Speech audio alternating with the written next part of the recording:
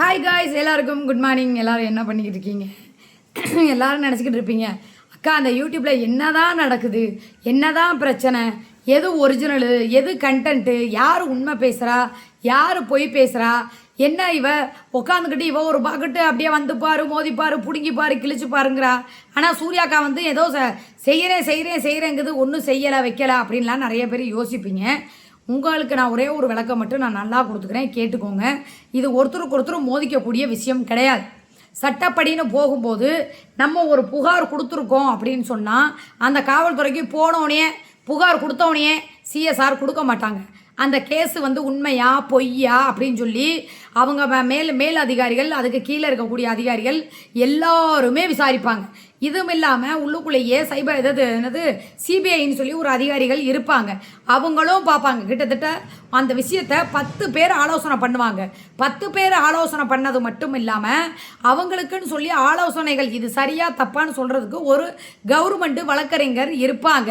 அவங்களுக்கு இதை அனுப்பி இதை என்ன பண்ணலாம், பெயிலபிளா நான் பெயிலபிளா, இல்லை இதை வந்து வார்னிங் பண்ணி விடுவோமா அப்படின்னு அவங்க சட்ட ஆலோசகர்னு ஒருத்தர் இருப்பாங்க. அவங்க என்ன சொல்கிறாங்களோ அது மாதிரி தான் இவங்க வந்து செய்வாங்க. இதுதான் சட்டத்துக்குரிய விஷயம். அதே மாதிரி இது வந்து பேசியிருக்காங்க ரொம்ப, ஏன்னா பெரியவங்க பேசிக்கிட்டா, இப்போ நீ பேச நான் பேச, நீ சேனல் வச்சுருக்கேன் நானும் சேனல் வச்சுருக்கேன் அப்படிங்கும்போது கண்டிப்பாக இதை வந்து என்னங்கிட்டு கடைசியில் நம்ம எல்லாம் பண்ணி போவோம். கோர்ட்டில் போகும்போது நாங்கள் கண்டென்ட்டுக்கு பேசுகிறோம், நாங்கள் 2 பேரும் க்ளோஸ் தான் அப்படின்ட்டா முடிஞ்சு போச்சு. அவங்க அலைஞ்சதும் வேலை பார்த்தது கஷ்டப்பட்டது எல்லாமே வீணாக போயிடும். இதனாலேயே முக்கால்வாசி யூடியூப் வழக்குகளை வந்து மேக்சிமம் எடுக்க மாட்டாங்க. அதில் ஏதாவது சட்டத்துக்கு புறம்பாக, இப்போ புரணி பேசுகிறது, பொல்லாப்பு பேசுகிறது, அதெல்லாம் ஒரு பிரச்சனை கிடையாது. ஆனால் சட்டத்துக்கு புறம்பாக ஏதாவது தவறுகள் செய்கிறது, இல்லை வந்து மற்ற விஷயத்த வந்து இது இப்படி பண்ணுங்க அப்படி பண்ணுங்கன்னு சொல்லி சொன்னால் கண்டிப்பாக நடவடிக்கை எடுப்பாங்க. எல்லாத்துக்கும் ஒரு இடம் இருக்குது. இதை ஏன் நான் சொல்கிறேன்னா, நான் வந்து அகிம்சை வழியில் நான் போகலை, நான் சட்டப்படி போயிருக்கேன்.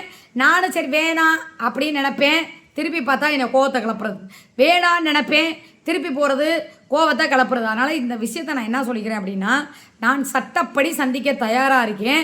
ஸ்டெப்பாக போகிறேன். இந்த பிரச்சனை முடிஞ்சோன்னா அடுத்த ஸ்டெப்புக்கும் போகிறேன். 2 ஸ்டெப்பு இருக்குது, 2 இது இருக்குது. 2 வழியுமே நான் வந்து பார்க்க தான் போகிறேன். நான் இதை விடுறதாக எனக்கு ஐடியா இல்லை. ஏன்னா நான் திருப்பாக இவ்வளோ வேகமாக கூட காலேஜ் சேர்த்தது காரணமே கடவுள் மேலே சத்தியமாக சொல்கிறேன், இந்த சரக்கு அடிக்கணும், குஜிலி மஸ்து பண்ணணும், இந்த மைண்ட்லாம் எனக்கு கிடையவே கிடையாது. மைண்டு நான் நினச்சதை நடத்தணும். சரியா? இனிமேல் இப்போ பேசுகிறதுக்கு வாய்ப்பே கொடுக்கக்கூடாது, அந்த அளவுக்கு தான். சரியா? அதனால் போய்கிட்டே இருக்குது. கண்டிப்பாக உங்கள் எல்லாருக்குமே நல்ல செய்தி வரும். என்ன சட்டத்தில் என்னென்ன உட்பட்ட விஷயங்களோ அதை வந்து அவங்க பண்ணுவாங்க, அதை நம்ம பார்த்துக்கலாம். சரியா? அதனால் நான் என்ன சொன்னால், அடுத்து நம்ம சிலிக்கான் சிங்காரிக்கு வர்றேன். சரியா? ஏன்னா நம்ம சிங்காரியை ஒரு வாரமாக நாங்கள் எங்கள் பிரச்சனையில் உங்களுக்கே தெரியும், இங்கே போக அங்கே போக அது போக இது போகன்னு சொல்லி நான் சுற்றிக்கிட்டு இருக்கேன். உங்களுக்கு தெரியவட்ட இவ என்ன பேசுகிறான்னு கூட தெரியாது. இவ பற்றின டாப்பிக்கும் நான் எடுக்கலை. என்ன மயிருக்கு நேற்று வந்து உட்காந்துக்கிட்டு இவனுக்கே தெரியாமல் எவன் வேண்டியே போய் படுத்த காசு, அதை தான் அவன் தங்கச்சிக்கிட்ட கொடுத்து வச்சுருக்கா. இவ வந்து உழைச்ச காசா, இவளுக்கு எப்படி வருமானம் வரும் அப்படிங்கிறிய பிச்சைக்கார எச்சக்கார நாயே, பரதேசி நாயே, பழவற்ற நாயே, உன்னே தான் கேட்குறேன். பிச்சைக்காரி, மாதம் ஆனால் அந்த சேனலில் உனக்கு வந்த காசு சேனலை பிடிங்கிட்டு போய் இப்போ வரைக்கும் காசு ஏறல. லாஸ்ட்டாக ஏறின காசு $200, அதை 18,000 உன் கையில் கொடுத்துட்டேன். புரியுதா? ஒரு 18,000 20,000 30,000 சம்பாதிக்க உனக்கு இவ்வளவு தெனாவட்டு திமுரு பூனா இருந்தால், அப்போ நாங்கள் இவ்வளோ சம்பாதிக்கிற எங்களுக்கு எவ்வளவு இருக்கும்? நீ என்ன பண்ணுவ? காலைல ஒரு வீடியோ, மத்தியானம் ஒரு வீடியோ, ஒரு லைவ், முடிஞ்சு போச்சா உன் சூனா?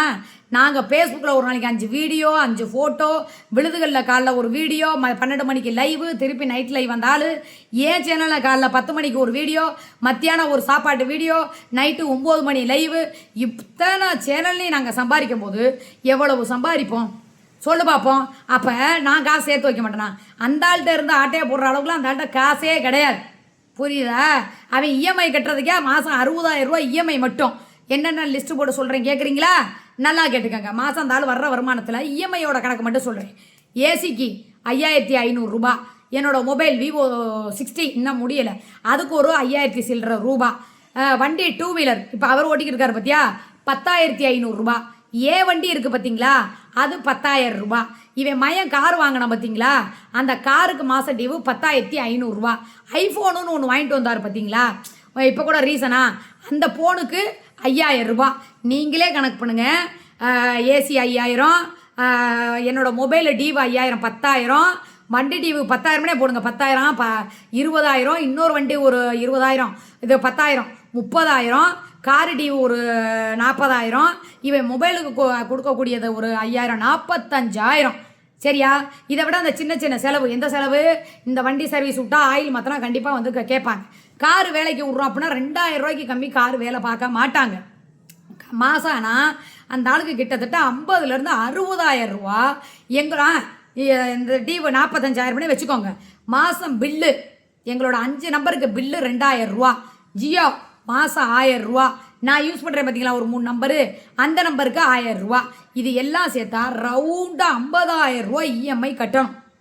இதை கட்டுனது போக தான் நாங்கள் வக்கீலுக்கு பீஸு கொடுக்கணும். ஒரு கேஸ் கிடையாது நாங்கள் பீஸு கொடுக்க. மதுரை வக்கீலுக்கு பெட்டிஷன் போட்டால் பீஸு, கோயம்புத்தூர் வக்கீலுக்கு பெட்டிஷன் போட்டா பீஸு. இந்த திருச்சி கேஸை 6 வருஷமாக அமுகி கிடந்துச்சு. திருப்பி வந்து என்னை கூப்பிட்ருக்காங்க. நானே நேரடியாகவே போய் கேட்கலான் இருக்கேன். நான் தப்பு செஞ்சோ இல்லை எந்த ஆண்மகனோட அப்படியே ஆடையே இல்லாமல் நான் உல்லாசமாக இருந்ததை பார்த்தாங்களா, அதுக்குரிய ஆதாரம் இருக்கா அப்படின்னு நான் கேட்பேன். அது என்னோடது நான் பார்த்துக்கிறேன், வச்சுக்கிறேன். இவ்வளோ வக்கீல் ஃபீஸு, இவ்வளோ தூரம் செலவு, இப்போ எங்கே வெளியே போனால் காருக்கு பெட்ரோலு, சாப்பாடு, அது இதுன்னு வரும்போது இவ்வளோ சம்பாதிக்கிறனால அந்த ஆள் ஒரு அளவு செலவு பார்த்துக்கிட்டு இருக்கிறனால நான் அந்த காசெல்லாம் இப்போ சாப்பாடுக்கு போவார், ஒரு 500க்கோ 1000க்கோ வாங்கிட்டு வருவார். எனக்கு என்ன செலவு? ஸ்கூல் ஃபீஸ் கட்டுவேன், சீட்டு பணம் கட்டுவேன், நாய்க்கு பாதி கட்டுவோம். திரும்பி பெட்ரோல் அவர் போகிறப்ப போடுறாரு, நான் வர்றப்ப நாங்கள் 2 பேருமே சரிக்கு சமமாக நாங்கள் வந்து செலவு பண்ணுவோம்.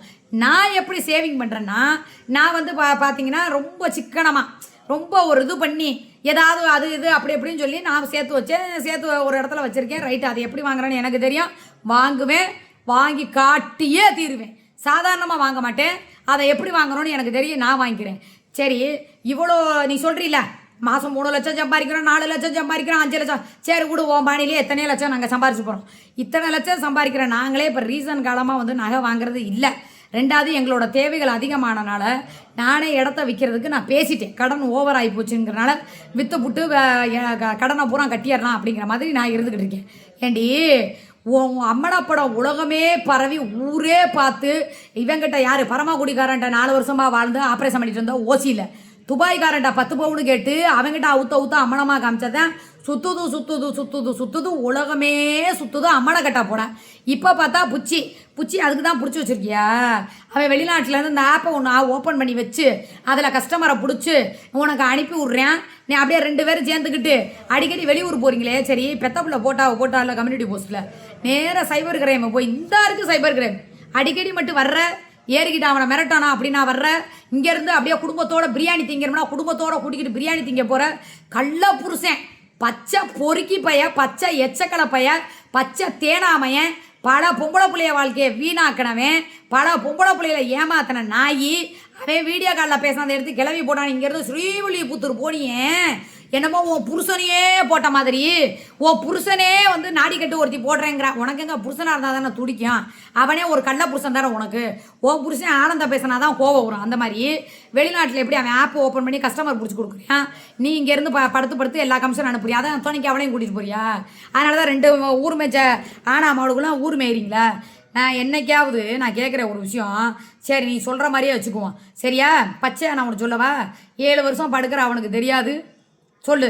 நீயே கண்டவன்ட்ட படுக்கிறேன்னு கண் கூட பார்த்துட்டு தானே உன்னை தூக்கி வீசிட்டு வந்தேன். உன் கள்ள புருஷன் அடிக்கடி வீட்டுக்கு வந்து படுத்துட்டு போய் தானே ஒரு வாட்டி வந்து நீ கதவை சாத்திக்கிட்டு திறக்கிறேன்னு சொல்லி உன் ஜன்னலை கல்லை விட்டு எரிச்சு கல்லை உடைச்சேன் சொல்லு. இப்போ நீ அடிக்கடி போய் புச்சிக்கு வந்து அல்வா கொடுத்துட்டு அடிக்கடி போய் சரத்தை சந்திச்சுட்டு வர்றது தெரியாதா? இல்லை எனக்கு எதுவுமே இது பண்ண மாட்டியா? 2 பேரும் சேர்ந்து எந்த லாட்ஜில் ரூம் போட்டு மேட்ரு பண்ணிட்டு காசு வர்றீங்க. சரிங்க, இவ்வளோ லட்சம் சம்பாதிக்கிறேன், எங்கனாலே நகை வாங்க முடியல, கட்டன் கப்பி அது இது அப்படின்னு சொல்லிட்டு அவ்வளோ ஒரு இதாக இருக்கிறோம். இவனால் மட்டும் எங்கேருந்து 3 பவுன் செயின் வாங்க முடிஞ்சிச்சு? நகையோட ரேட் என்ன? 1,50,000 ரூபா. 1,50,000 ரூபானா 3 பவுன் நகைக்கு எவ்வளோ ஆச்சு? 4,50,000 ரூபா. 4,50,000 ரூபாயில் செய்கூலி சேதாரத்தை போடுங்க. 5 லட்சம் ரூபா வேணும். இன்றைக்கி 3 பவுன் நகை வேணும்னா கூட நீ எங்கேருந்து புதுசாக நகை போட்ட? 2 வாட்டி அந்த ஆன்லைனோட சேர்ந்து நீனும் போனேன். எந்த லாட்ஜில் போய் ரூம் போட்டிங்க? எவன் கூட படுத்துட்டு அந்த காசை வாங்கிட்டு வந்து நீ நகை வாங்கின சொல்லு? 10,000 20,000 யூடியூப்ல. ஏன்னா உன் சேனல் ஒன்றும் போச்சு, நீ ஒன்றும் மிச்சப்படுத்தி அதில் காசெல்லாம் வந்து இது பண்ண கிடையாது. இந்த ஃபஸ்ட்டு சேனல் போய் 2வது சேனல் போனவுடனே ஃபஸ்ட்டு பணமே வந்துச்சு. எனக்கு தான் தெரியும், கண் கூட என் கண்ணு முன்னாடி தான் அவனை உனக்கு அனுப்பினான். 18,000 ரூபா வர்றதுக்கு முன்னாடியே 3 பவுன் செயின் யார் உனக்கு காசு கொடுத்தா? எவன்கிட்ட நீ கரட்டி காமிச்சா அவன் காசு கொடுத்தான்? இவன் எவன்கிட்ட உன்னை கூட்டி கொடுத்தான்? அந்த புச்சி எவன்கிட்ட ஆன்லைனில் கஸ்டமரை பிடிச்சி கொடுத்தான்? நீ எவ்வளவு கமிஷன் கொடுத்த? அதனால தான் 2 பேரும் விட்டுறாமல் இருக்கீங்களா? எங்கே உங்கள் வண்டவாளம்லாம் வெளியே வந்துடும், உங்கள் தண்டவாளம்லாம் வெளியே வந்துருங்கிறனால அவனை போய் அப்படியே பேசினாலே கொந்தளிக்கிறியா? பெத்த பிள்ளைக்கு கொந்தளிக்கல, பெத்தனை பிள்ளைக்கு கொந்தளிச்சு போய் நான் ஒரு தாய் தானே, என் பிள்ளைய பேசுறதுக்கு நானாக தானே ஸ்டெப் எடுக்கிறேன், நானாக தானே எல்லாம் பண்ணுறேன். ஓ பிள்ளைய போட்டதுக்கு நீ போய் சைபர் கிரைமில் கொடுக்க வேண்டியதானே? புளிசியா கூப்பிட்ற? ஏன் புளிச்சேன்? என் பிள்ளைய கூட தான் பேசினேன், நான் புளிசிலையா கூப்பிட்டுக்கிட்டு இருக்கேன்? நீ போய் கொடுக்க வேண்டியதானே? இங்கேருந்து கல்லா புருஷன் எச்ச பொறுக்கி எவன் அப்பையும் பேர் தெரியாதவன் அவனுக்கு போன இங்கேருந்து ஏறிக்கிட்டு இந்த இருக்கிற சைபர் கிரைமில் போய் ஐயா அந்த மாதிரி என் பையனை இப்படி போட்டிருக்காங்க, அவனுக்கு நாளைக்கு எதிர்காலம் இருக்குன்னு சொல்லி போய் கொடுக்க வேண்டியதானே? புச்சியை மட்டும்தான் உனக்கு பிடிக்கும், புச்சியை மட்டும்தான் எதுவும் பேசிடக்கூடாது. நான் கேட்கவா? நீயே பல பேர்கிட்ட திறந்து காமிச்சு பல புருஷங்க லிஸ்ட்டை போட்டு வரும்போது நான் சேர்த்து வைக்கிறேன்னா, நான் இதை வந்து 100 ரூபா பொருளை எப்பா அதை 500 ரூபா கொடுத்து வாங்கினப்பான்னு ஒரு 400 ரூபாயை ஒழிச்சு வைப்பேன். இதில் வந்து 1000 ரூபா ஆச்சுன்னு சொல்லி ஒரு 2000 ரூபாயை ஒழிச்சு வைப்பேன். அப்படி தான் ஒழிச்சு வச்சேன். என் வருமானத்தை பூரா நான் என்ன பண்ணுறேன்? செலவு எனக்கு என்ன செலவு? ஸ்கூல் ஃபீஸ் கட்ட போகிறேன். அடுத்து வந்து என்னது, இந்த என் மொபைலுக்கு இஎம்ஐ வந்து மாதம் இப்போ தான் பிடிக்க ஆரம்பிச்சிருக்காங்க. அதுக்கப்புறம் எங்கேயா போனால் வந்தால் 2 பேரும் சரிக்கு சமமாக செலவு பண்ணுவோம். மிச்ச காசை நான் என்ன பண்ணுவேன்? அப்பப்போ தெரியாமல் எடுத்து ஒழிச்சு வைப்பேன். அந்த ஆள் மாத கடைசியில் காசு இல்லைன்னு சொன்னான்னா நான் இந்த செலவுக்குன்னு சொல்லி நான் கொடுப்பேன். நான் போய் அவன்கிட்டயே படுத்த காசு நீ படுக்காததை விடவா நான் படுத்துட்டேன் சொல்லு? இல்லை எந்த ஊருக்கு போனேன் இந்த ஆளை விட்டுட்டு? ஒரு 2 வாட்டி திருச்செந்தூர் போனேன், கோயிலுக்கு புனிதமான ஒரு சன்னதிக்கு போனேன். அடுத்த வாட்டி போகும்போது என் பிள்ளைகளோட சர்டிஃபிகேட் வாங்குறதுக்கு 2 நாள் போனேன். அதில் வீடியோ கால் வந்து அவன்கிட்ட காமிச்சிட்டேன். நீ பாண்டிச்சேரிக்கு இங்கேருந்து போனியே, பாண்டியோட ரூம் போடுறதுக்கு காரில் ஏறிக்கிட்டு போனியே, அங்கே போய் என் இருட்டுக்குள்ளே 2 நாள் வச்சு லைவ் போட்டேன். அங்கே வர சொல்லி எவனை வர சொல்லி நீ போய் மேட்ரு பண்ணிவிட்டு எப்படி சத்தமே இல்லாமல் நீயே காசை கொடுத்து பெட்டை வாங்கிட்டு வந்துட்டு என்னமோ ப்ரமோஷன். நீ யாருன்னு முதல்ல ப்ரமோஷன் பண்ணின? நீ காசு கொடுத்து தான் அந்த பெட்டையே வாங்கினேன்னு எனக்கு சொல்லிட்டாங்க, புரியுதா? 2000 ரூபாயோ 1000 ரூபாயோ கொடுத்து அந்த பெட்டை வாங்கியிருக்கிற, 2 தலைவாணி வாங்கிட்டு சீன் காமிச்சு படம் காமிச்சிருக்கிற அப்படிங்கிறது எனக்கு தெரியும். எந்த கள்ள புருஷங்கிட்ட போய் பண்ணி 2 நாள் நான் அவளை சுற்றுறதுக்கு பின்னாடி தான் நீ புது செயினே வாங்கியிருக்க. நல்லா தெரிஞ்சுக்கோங்க மக்களே, இத்தனை நாள் புது செயின் வாங்கலை. இந்த ஆள் வாங்கி கொடுத்தது நான் கொடுத்த அந்த 1 பவுன் செயின் எல்லாத்தையும் போட்டு தான் அந்த 3 பவுன் செயின் வாங்கினாங்க. புது செயின் இவன் வாங்கி போடுறான்னா நகை விற்கிற ரேட்டுக்கு நாங்களே வாங்க முடியலை. நானே வாங்கலை. இந்த 2 மோதிரம் வேற நெளிஞ்சு போய் கிடக்கு. அதையே சரி பண்ணாமல் கம்மனு இருக்கேன். இவளுக்கு எங்கே இருந்து வந்துச்சு? அப்போ 2 பேரும் எந்த லாட்ஜில் ரூம் போடுறாளுங்க? எங்கே போய் படுக்கிறாளுங்க? எவன்கிட்டயே படுத்து தானே இவன் வாங்குறா?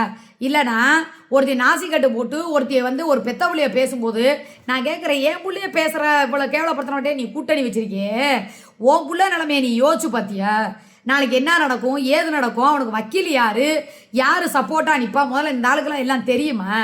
இவன் எல்லாத்தையும் தள்ளி தகத்துருவானா? இவனே முதல்ல என்னைய வச்சு கை நேர்த்திக்கிட்டு இருக்கான். எங்க நாள் நீவான்னுக்கிட்டு. இனிமேல் உன் புள்ள விஷயத்தில் ஒரு வாட்டி அப்பயே என் தங்கச்சி சொன்னாளுங்க, அக்கா இவளை நம்பி போயிடாதக்கா, இவ பச்சோந்திக்கா, இவ பயங்கரமான கிரிமினலுக்கான அழுதியா இல்லையா? அந்த முருகன் மேலே சத்தியம் பண்ணி சொல்லிடுவேன், எப்படியாவது என் மைனை பிடிச்சி என் கையில் கொடுத்துருன்னு சொல்லி கெஞ்சினிய. ஜெயிலுக்கு மனு பார்க்க போகும்போது இது என்னம்மா சிக்கந்தர் அப்பான்னு இருக்குது, ஆனந்த் வந்து ஓ புருஷன் ஆதார் கார்டில் இருக்குது என்னம்மான்னு சொன்னோன்னா நான் அந்த இடத்துல உன்னைய காப்பாற்றி பிள்ளைய போய் பார்க்குறதுக்கு நான் எவ்வளோ பெரிய விஷயம் செஞ்சேன். நான் போய் என்ன பேசியிருப்பேன் சொல்லு பார்ப்போம். இப்போ வரைக்கும் சொல்கிறேன், ஆனந்த் தானே உனக்கு புருஷன் சொல்லு. ஆதார் கார்டுலேருந்து ஓட்டர் ஐடியிலேருந்து எப்படி ஓட்டர் ஐடியில் வந்து சிக்கந்தர் என்ன புருஷனை போட்டு ஏன் இனிஷியல் போட்டால் நீ இப்போ எல்லாம் ஆயிருமா? நான் சொல்கிறது எதுவுமே பொய் கிடையாது, எல்லாமே உண்மைதான். உனக்கு சாகுற வரைக்கும் ஆனந்த் தான் புருஷன். ஏன்னா ஒரிஜினல் புருஷனே அவன் தானே. நீ எப்படி இனிமேல் ரேஷன் கார்டில் இங்கே முடிஞ்சா நீ சேரு, இங்கே நீ முடிஞ்சா ஓட்டர் ஐடி எடுத்துக்காட்டு, இங்கே உன் ஆதார் கார்டை எடுத்துக்காட்டு, நான் எல்லாத்தையும் காட்டுறேன், புரியுதா? அதனால் என்ன சொல்கிறேன்னா, நீங்கள் 2 பேரும் அடிக்கடி எங்கேயோ போய் மதுரையில் போய் லாட்ஜில் ரூமு போட்டு இதுக்கு வந்து மாமா வேலை பார்க்குறது யாருன்னா நம்ம புஜ்ஜி தான் வந்து நாங்கள் ஒரு ஆப் இருக்குது, இந்த ஆப்பு, இந்த என்ன ஆப்பு, லொக்கண்டாப்பா. அந்த ஆப்பில் தமிழ்நாட்டில் இருக்கக்கூடியவங்க எவனாவது போவாங்க பாவம், அவங்க இதுக்கு என்ன பண்ணுவாங்க, அவங்க போக அவன் நம்பரை செலக்ட் பண்ணி இவளுக்கு கொடுக்க, இவன் ரூமை போட்டு மேட்ரு பண்ண, அந்த காசை வாங்கிட்டு வந்து அவனுக்கு பாதி கொடுத்துட்டு இவன் பாதி ஷேர் பண்ணிக்கிறான். எங்கே இந்த விஷயம் இவனை பகைச்சா வெளியே வந்துருமோ அப்படிங்கிறனால தான் இந்த விஷயம் போய்கிட்டு இருக்குது. ஒழிஞ்சு நான் போய் எவங்கிட்டையும் படுக்கணுங்கிற அவசியம் இல்லை. அப்படி படுத்தாலும் எந்த மயிராண்டி என்னை கேள்வி கேட்குற அவசியமும் கிடையாது. இவெல்லாம் என்னை கேள்வியே கேட்க முடியாது, புரியுதா? படுத்தேன்னா ஆமாண்டு போயிடுவேன். ஏன் 7 வருஷம் படுக்கிறவனுக்கு நான் எவன்டே படுத்துட்டு வந்துடுறான்னு தெரியாத சொல்லு. அவெல்லாம் எப்படி இது பண்ணுவேன் தெரியுமா? நீயே பல பேர்கிட்ட படுத்ததை கண்ணால் பார்த்து நீயும் சரத்துக்கிட்டையும் படுத்து 4 வருஷம் வந்த, அதுக்கப்புறம் ஆனந்துக்கிட்ட 13 வருஷமாக படுத்து வந்த, துபாய்காரன்ட்ட பார்த்தா அப்படி ஜட்டி போட்டுக்கிட்டு இப்படி ரெட்டச்சரை போட்டுக்கிட்டு இப்படி இப்படி ப்ளூ கலர் ஜட்டியை போட்டுக்கிட்டு நீக்கா சீன் பிட்டு படம் காமிச்சேன். அதையும் கண்ணால் பார்த்தேன். இப்போ புச்சிக்கிட்ட விடிய விடிய வேர்க்காமல், ஏன்னா 5000 ரூபா கொடுத்தா ஏசி ரூமு, 2000 ரூபா கொடுத்தா ஏர் கூலரில் சோஃபா ரூமு. ஏன்னா இப்போ அந்த பையன் வேறு இல்லை ஏன் வீட்டுக்கு வர வைக்க முடியாதுன்னா, முன்னாடி அந்த பையன் கேமரா வைக்கலை, இப்போ கேமரா வச்சுக்கிட்டு அவன் மொபைல்லே பார்த்துக்கிறேன். அதனால தான் வீட்டுக்கு கஸ்டமர் வந்து எங்கே மாட்டிக்குவோமோ, பையன் நடுசாமத்தில் அது வந்துருவானான்னு சொல்லிட்டு கூட ஒரு எச்சக்கலை இருக்கால, அந்த எச்சக்கலையும் சேர்த்துக்கிட்டு 2 எச்சக்கலையும் போய் அடிக்கடி ரூமை போட்டு மேட்ரு பண்ணிட்டு வந்தது. அக்கா செயின் வாங்கியிருக்கு, அக்கா அதில் தான் தோடு வாங்கியிருக்கு. நாங்கள் இந்த ஆளு கூட போகும்போதே குற்றாலம் போகும்போது நகை வாங்கினேன், இதை வாங்கினேங்கிறீங்களே. இப்போ எங்கள்கிட்ட வாங்குற அளவு கூட காசு இல்லை. இப்போ 5 லட்சம் ரூபா போட்டு இவனால் எப்படி இவ்வளோ பெரிய நகை வாங்க முடிஞ்சு? நல்லா கவனிங்க, எவ்வளோ அவளும் அடிக்கடி வெளியே போயிட்டு வந்து அவன் நகை வாங்குறான். அப்போ என்ன விஷயமா இருக்கும், என்னவா இருக்கும்? நீ ஊர் பயலுக்கு திறந்து காமிச்சு நீ காசு வாங்குறியா, நான் போய் எவங்கிட்டே படுத்து நான் காசு வாங்குறேனா சொல்லு பார்ப்போம். அந்த ஆளுக்கு தெரியும் அவன் எங்கேயும் சத்தியம் கேட்குறானா, தாராளமாக பண்ணுவேன். இன்னொன்று தெரியுமா, அவன் எப்படி பார்ப்பான்னு எனக்கு தெரியும். சரியா? அவனுக்கெல்லாம் த்ரோன்னு பண்ணணும்னு நினச்சா ஆமாடா படுத்தே அப்போ என்ன அப்படின்ட்டு நான் போய்கிட்டே இருப்பேன். நான் கவலையே பட மாட்டேன், புரியுதா? அதனால் உன்னோட எச்சக்கலை தேனா வேலையை என்கிட்ட காட்டாத, செருப்பாலே அடிப்பேன். உன்னை அன்னைக்கே நான் சொன்னேன், ஒரு அப்பன் ஒரு ஆத்தாளுக்கு பிறந்தா என்னை பேசாத, என்னைய பண்ணாத, இல்லைனா அப்பன் பேர் தெரியாமல் இருக்கான் பாருங்க. எவனுக்கு பிறந்தேன்னு தெரியாமல் போகிற வர்றவனுக்குலாம் அவள் ஆத்தா படுத்து பெற்றிருக்கா பற்றியா, அந்த மௌனம் விட்டு கிளிப்பேன்னு. சரியா? நீ அங்கே தான் நான் போய் கொடுப்பேன், இங்கே வந்து நொட்டு. இங்கே நீ போலீஸ் ஸ்டேஷனில் போய் நீ கம்ப்ளைண்ட் கொடுக்குற, கம்ப்ளைண்ட் பூச்சாண்டி கட்டுறீல. இப்போ வந்து சட்டப்படி பிடிச்சவங்க கூட வாழலாங்கிறது சட்டமே இருக்குது. நீ போய் கம்ப்ளைண்ட்டு கொடு, மொத்த ஆதாரத்தை நான் கொண்டு வரேன். சரியா? அந்த ஓட்டர் ஐடியிலேருந்து, ரேஷன் கார்டுலேருந்து, ஆதார் கார்டுலேருந்து, இன்னும் என்னென்ன இருக்கோ எல்லாத்தையும் கொடுத்து சார் இங்கே வாங்க. முதல்ல நானும் தான் என் கூட 7 வருஷம் வாழ்கிறேன். பொண்டாட்டினா நீங்கள் ஏற்றுக்குவீங்களா?